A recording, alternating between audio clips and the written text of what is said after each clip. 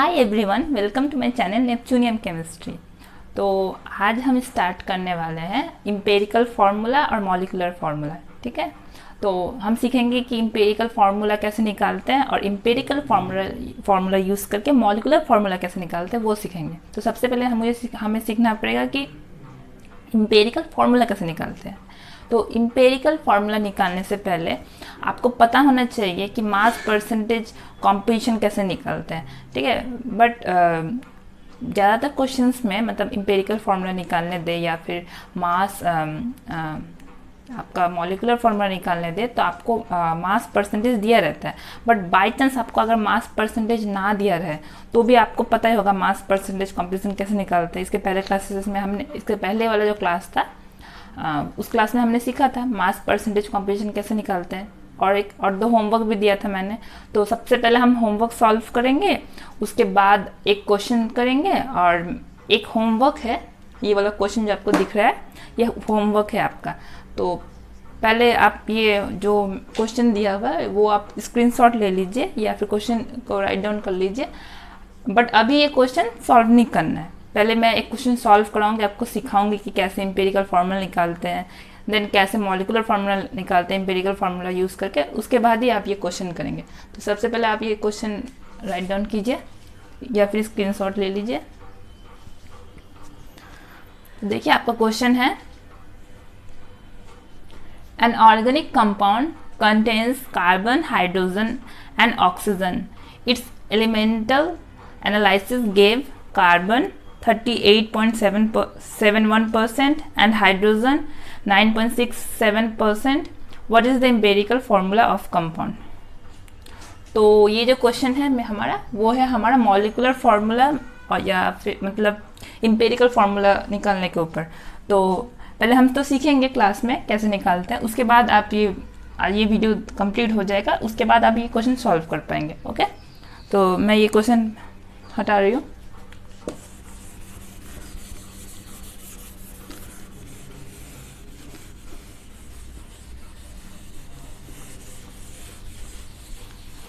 और जो क्वेश्चंस है ना, इसके पहले जो मैंने होमवर्क दिया था कि यूरिया होगा, यूरिया और क्या बोलते हैं मेरा कॉपर सल्फेट, दो क्वेश्चन दिया था मैंने। और मैंने बोला था ना उन सबका एक एक नाइट्रोजन है, हाइड्रोजन है, सबका मास परसेंटेज क्या होगा वो निकालना पड़ेगा।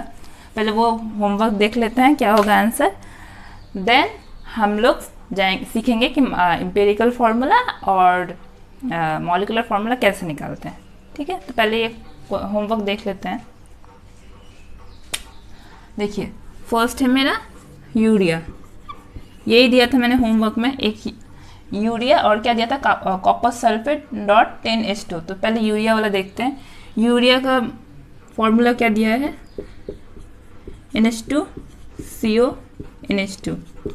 ठीक है, तो सबसे पहले हम इसका मॉलिक्यूलर मास निकालेंगे, उसके बाद क्या करेंगे एटॉमिक मास यूज़ करके divide by molecular mass into 100, तब एक एक एलिमेंट का हमारा परसेंटेज निकल जाएगा।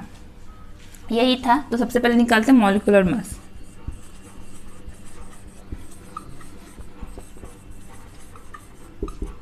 मॉलिक्यूलर मास निकालते हैं तो नाइट्रोजन कितना है, 1 2 नाइट्रोजन है, या फिर आप ऐसे भी कर सकते हैं, रुकिए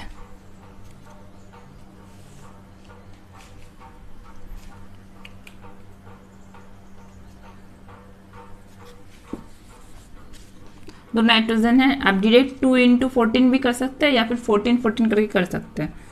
14 + 2 × 1 हाइड्रोजन के लिए प्लस 12 + 16 ऑक्सीजन के लिए प्लस 14 + 2 × 1। तो कितना आया है मेरा 14 + 2 + 12 + 16 + 14 + 2, दैट मीन्स कितना आ रहा है 10 4 5 6 7 8 0 2 1 2 3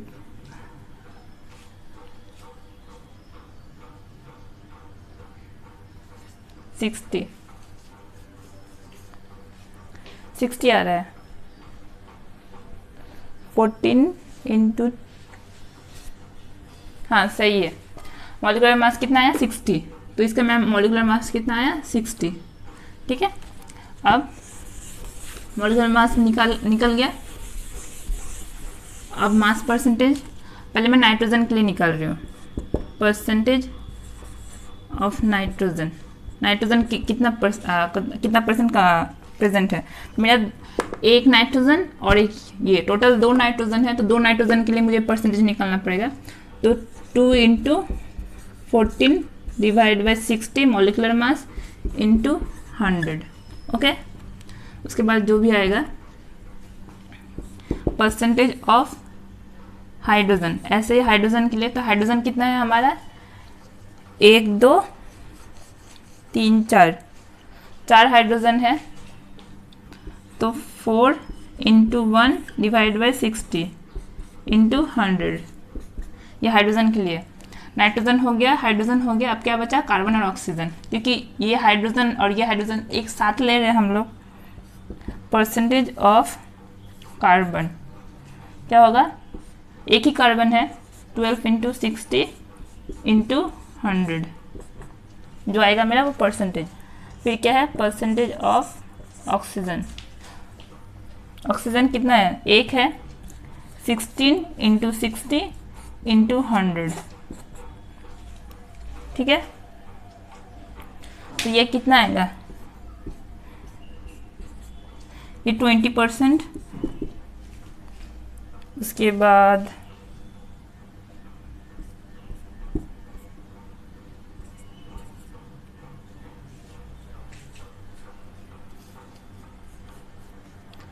नाइट्रोजन आएगा 46.66%। हाइड्रोजन आएगा 6.67%। और कार्बन आया मेरा 20%, और ऑक्सीजन आएगा मेरा 26.67%। ठीक है, आप जब सबको ऐड करेंगे तो आपका रिजल्ट फाइनली क्या आएगा 100। मैंने इससे पहले बताया था कि आप कैसे चेक करेंगे आपका सही आ रहा है या गलत आ रहा है। जो परसेंटेज आया आप सबको ऐड जब करेंगे तो सबको ऐड करने के बाद आपका आंसर आएगा 100। ओके, ये हुआ। अब चलिए नेक्स्ट क्वेश्चन ऐसे सेम।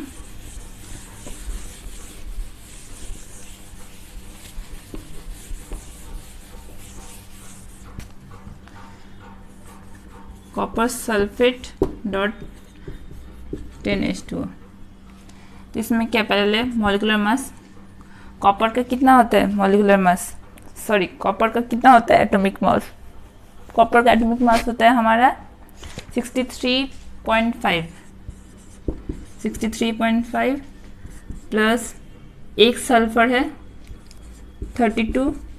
ऑक्सीजन कितना है 4 into 16 plus 10 into hydrogen 2 into 1 plus 16।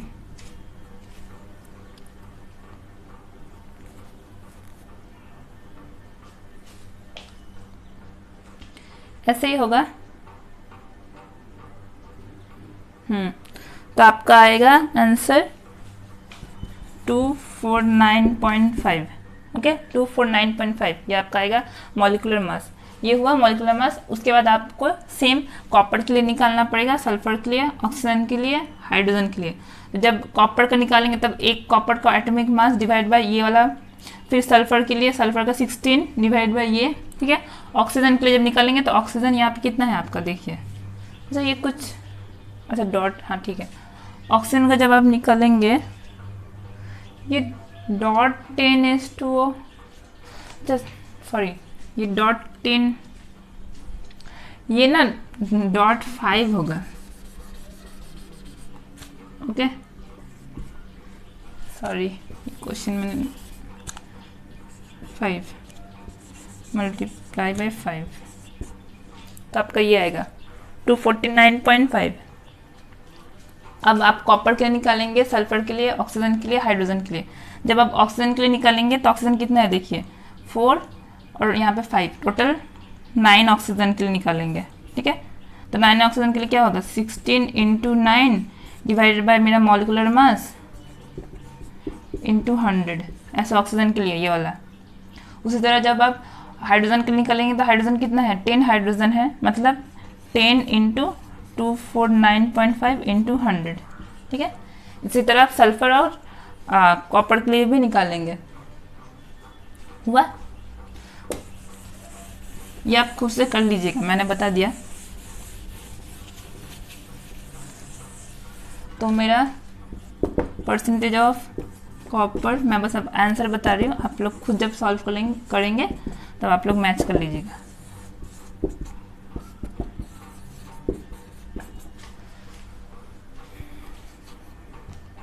Copper के लिए आएगा 25.45%। उसके बाद सल्फर के लिए आएगा 12.82%। ऑक्सीजन के लिए आएगा 57.77%। उसके बाद हाइड्रोजन के लिए आएगा 4.01%। ठीक है, हुआ। चलिए अब नेक्स्ट जो क्वेश्चन है जल्दी समझते हैं उसको कैसे निकालेंगे। देखिए हमारा क्वेश्चन में क्या क्या दिया हुआ है कि एन कंपाउंड, एक कंपाउंड है जो मेरा हाइड्रोजन कंटेंट कर रहा है 4.07%, कार्बन कंटेंट कर रहा है 24.27%, क्लोरीन इतना कंटेंट कर रहा है। और क्या दिया हुआ है मुझे, मोलर मास दिया हुआ है। ठीक है, अब मुझे मोलर मास दिया हुआ है और कार्बन, हाइड्रोजन और क्लोरीन का परसेंटेज दिया हुआ है, परसेंटेज कॉम्पोजिशन।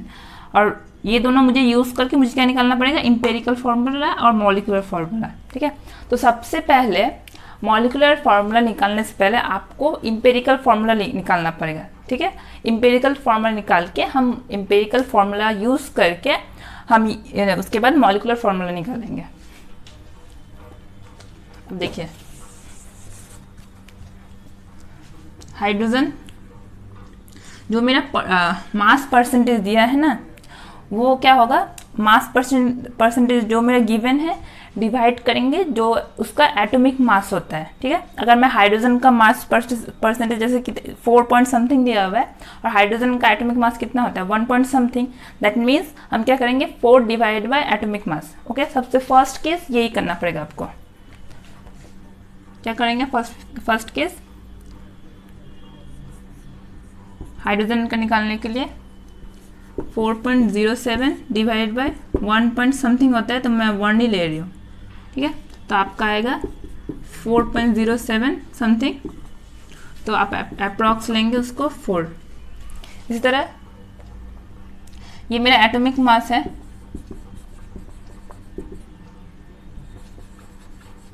और ये क्या है मास परसेंट। फर्स्ट केस यही, हाँ केस फर्स्ट, केस 1। उसके बाद क्या है, इसी तरह कार्बन का देखेंगे। कार्बन क्या है 24.27%, 12 पॉइंट समथिंग होता है कार्बन का ऐसे, तो क्या होगा 24/12 ले रही हूँ मैं, तो क्या आएगा आंसर 2। ठीक है, उसी तरह क्लोरीन का 71.65% डिवाइड बाई 35.5 होता है, तो मैं डायरेक्ट 35 ही ले रही हूँ, तो इसका डिवाइड जब करेंगे तो आपका आएगा 2 पॉइंट समथिंग आएगा, तो 2 ले रहे हैं। तो फर्स्ट केस क्या है, केस फर्स्ट है ये। आपको सबसे पहला जो काम करना है, आपको जो मास परसेंटेज दिया हुआ है उसको डिवाइड करना है एटॉमिक मास से। हुआ, तो मुझे सारा मोल मिला, ये जो मिला मुझे मोल मिला। ठीक है, अब देखिए ये फर्स्ट केस हुआ, जो मुझे मोल मिला है। सेकेंड केस क्या करना है, सेकेंड जो स्टेप है मेरा, ये मेरा स्टेप 1, ये स्टेप 1 लिखिए, स्टेप 1 ये हुआ। स्टेप 2 क्या है, स्टेप 2 है हमारा जो आपका नंबर ऑफ मोल्स निकला ना, यहाँ पे 2 और हाइड्रोजन के केस में 4, तो जो सबसे स्मॉलेस्ट निकला है, मतलब यहाँ पर अगर मैं नंबर्स देखूँ तो सबसे स्मॉलेस्ट 2 निकला है, जो मेरा सबसे स्मॉलेस्ट निकलेगा फ्रैक्शन या मोल, उससे मेरे को सबको डिवाइड करना पड़ेगा। ओके, तो सेकेंड स्टेप देखते हैं।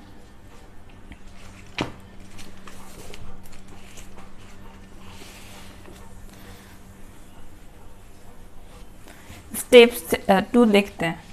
फिर ये आया स्टेप 2।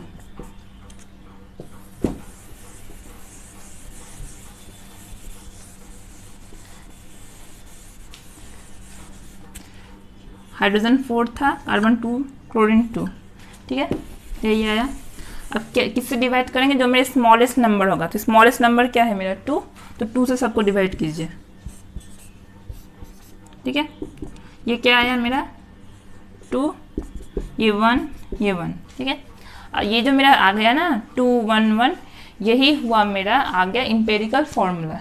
ओके, ये मेरा इम्पेरिकल फॉर्मूला। तो इससे मैं ये बता सकती हूँ कि आप एक जो इस कंपाउंड में 2 हाइड्रोजन है, 1 कार्बन है, 1 क्लोरीन है, तो फिर इसका इम्पेरिकल फॉर्मूला क्या हुआ?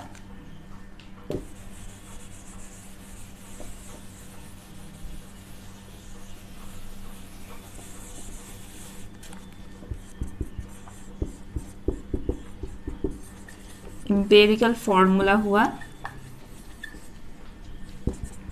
CH2Cl, ठीक है। ये मेरा आ गया इम्पेरिकल फॉर्मूला। अब जो मेरा इम्पेरिकल फॉर्मूला आया है, इम्पेरिकल फॉर्मूला को यूज़ करके हम इम्पेरिकल मास निकालेंगे, ठीक है। नेक्स्ट स्टेप है हम इम्पेरिकल मास निकालेंगे। उसके बाद इम्पेरिकल मास निकालने के बाद इम्पेरिकल मास को यूज़ करके और मोलर मास को यूज़ करके हम मॉलिक्यूलर फॉर्मूला निकालेंगे, हुआ। तो चलिए नेक्स्ट स्टेप है स्टेप 3, इम्पेरिकल मास निकालना पड़ेगा।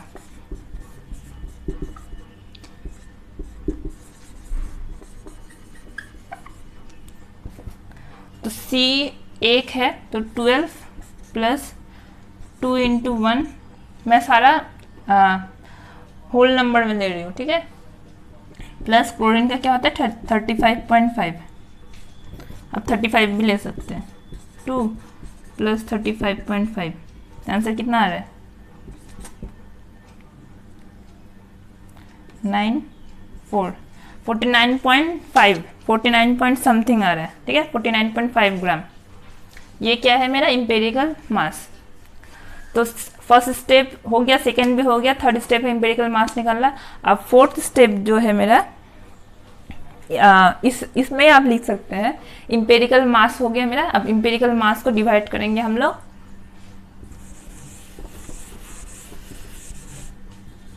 स्टेप 4 इम्पेरिकल मास आया। स्टेप 4 है मेरा, जो मेरा मोलर मास दिया हुआ है उससे डिवाइड करेंगे इम्पेरिकल मास।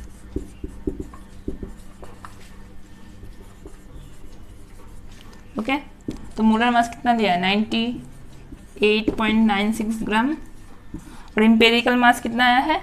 49.5 ग्राम, यही आया है। तो मेरा क्या आएगा? 2 पॉइंट समथिंग आएगा, ठीक है, 2 पॉइंट समथिंग आएगा। तो मैं उसका अप्रॉक्स 2 ले रही हूँ, ठीक है। जो 2 आया उसको क्या करेंगे? 2 को मल्टीप्लाई करेंगे इम्पेरिकल फार्मूला से। जो मेरा इम्पेरिकल फार्मूला क्या आया था? ये आया था इम्पेरिकल फार्मूला, ठीक है, यही तो आया था ना इम्पेरिकल फार्मूला हमारा। इम्पेरिकल फार्मूला जो आया था उसको पूरा इम्पेरिकल फार्मूला को मल्टीप्लाई बाय 2 करेंगे, ठीक है। इसको मैं अगर n से डिनोट करूँ तो जो भी मेरा n वैल्यू आएगा, n वैल्यू को मल्टीप्लाई करेंगे हम लोग किससे?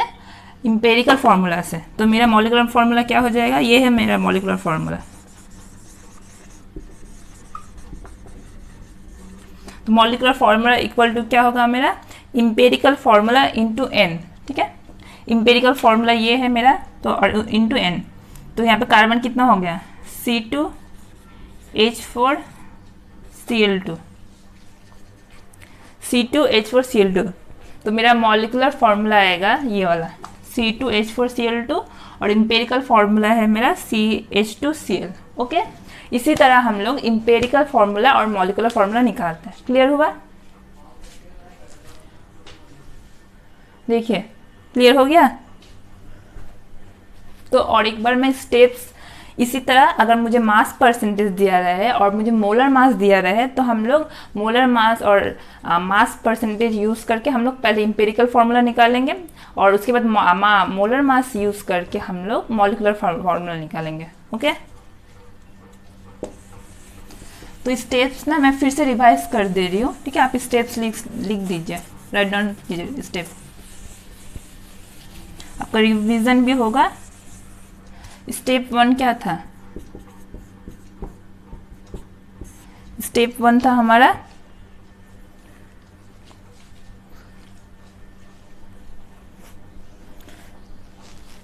मास परसेंटेज जो दिया रहेगा हम लोग उसको क्या करेंगे,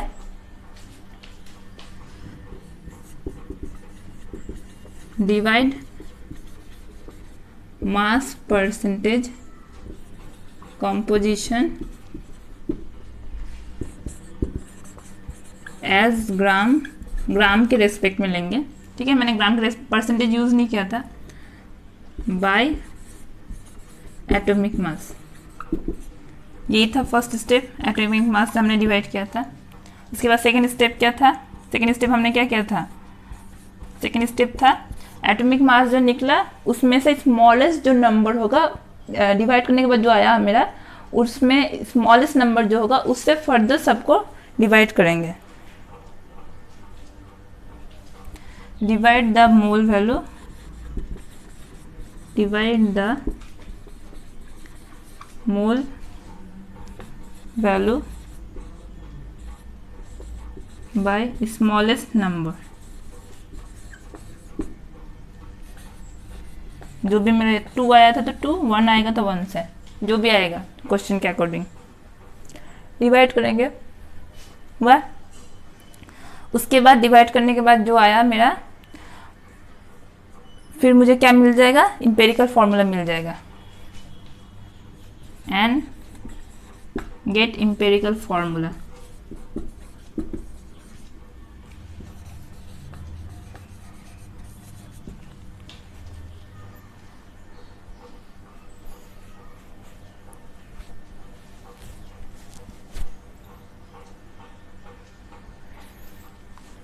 ठीक है, स्टेप 3 इंपेरिकल फॉर्मूला निकलेगा, वही था स्टेप 3 हमारा। अब आप लिखिए स्टेप 3 यहाँ पे, now by using empirical formula determine the empirical mass. ये हमारा third step. Okay, empirical mass निकाल लेंगे। और फोर्थ स्टेप क्या है? फोर्थ स्टेप है मॉलिक्यूलर मास, या फिर सॉरी मोलर मास जो मेरा दिया रहेगा क्वेश्चन में, उसको डिवाइड करेंगे इंपेरिकल मास से। स्टेप 4 डिवाइड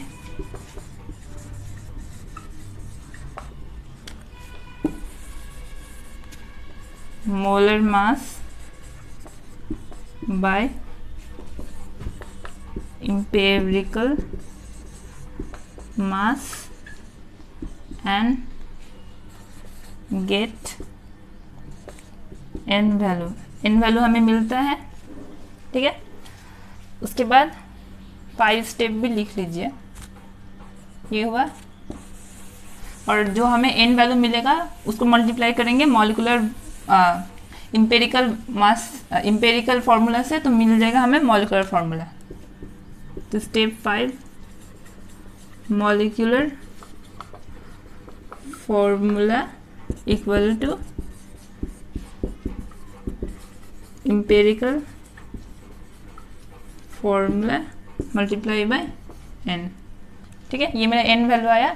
n वैल्यू को हमने मल्टीप्लाई किया इंपेरिकल फार्मूला से, और इंपेरिकल फार्मूला को यूज़ करके और इन वैल्यू को मल्टीप्लाई करके हमारा क्या आया, मॉलिक्यूलर फॉर्मूला।